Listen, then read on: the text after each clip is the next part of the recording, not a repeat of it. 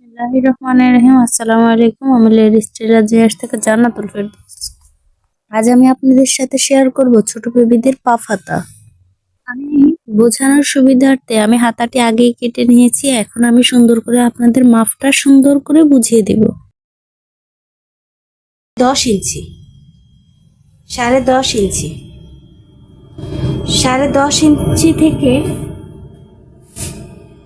10.5 ইঞ্চি থেকে এইভাবে করে আমি ইঞ্চি মার্ক করে আমি এভাবে সুন্দর করে রাউন্ড করে নিয়েছিলাম এবং এই থেকে উপর থেকে 6.5 ইঞ্চি পাফ হাতার জন্য বাড়তি নিয়েছি এবং 1 ইঞ্চি ডিফিট রেখে রেখে এখানে টিক মার্ক দিয়ে নিয়েছি হাতার মেন মেজারমেন্ট পর্যন্ত।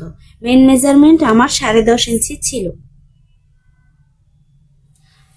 পরে আমি এইখান থেকে এভাবে রাউন্ড করে সুন্দর করে এই 2 ইঞ্চির রাউন্ডটাতে মিলিয়ে দিয়েছি এবং হাতার নিচটা চওড়া রেখেছি আমি 5.5 ইঞ্চি এবং এই পাশ থেকে সুন্দর করে আমি রাউন্ড করে কেটে দিয়েছি।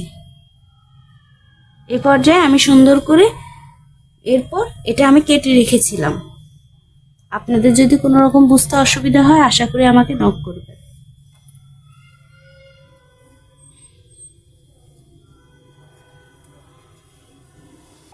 এই পর্যায়ে চলে আসলাম সেলাইতে। এখন আমরা হাতাটি সুন্দর করে সেট করে নেব। হাতার কাপড়টি প্রথম আমরা হাতার মুহুরিটি সেলাই করে নিচ্ছি।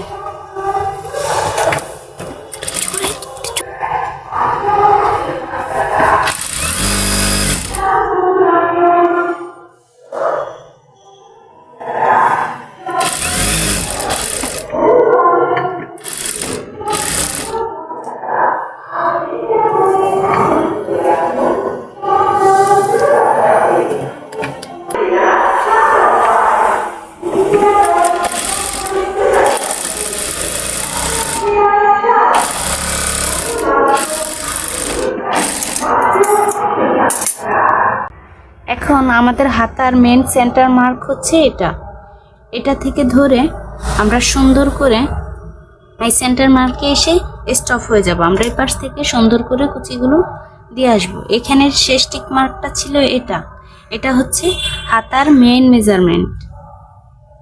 এবার আমরা 1 ইঞ্চি ডিফারেন্সে করে করে সুন্দর করে কুচিগুলো সেট করে যাব।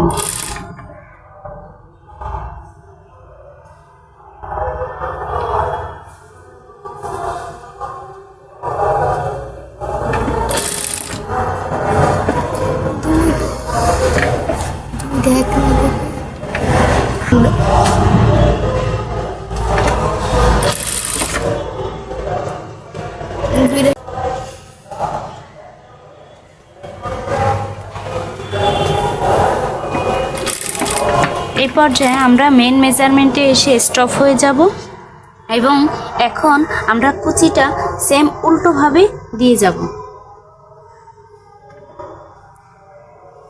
এইভাবে।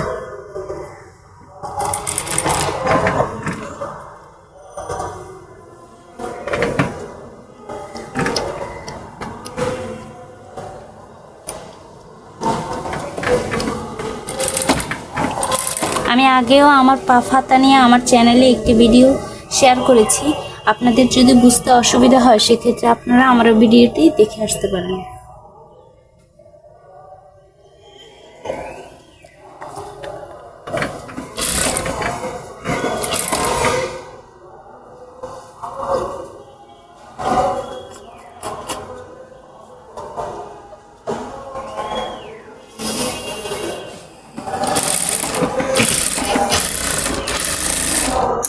দেখুন কুচিটি কি সুন্দর করে রয়েছে।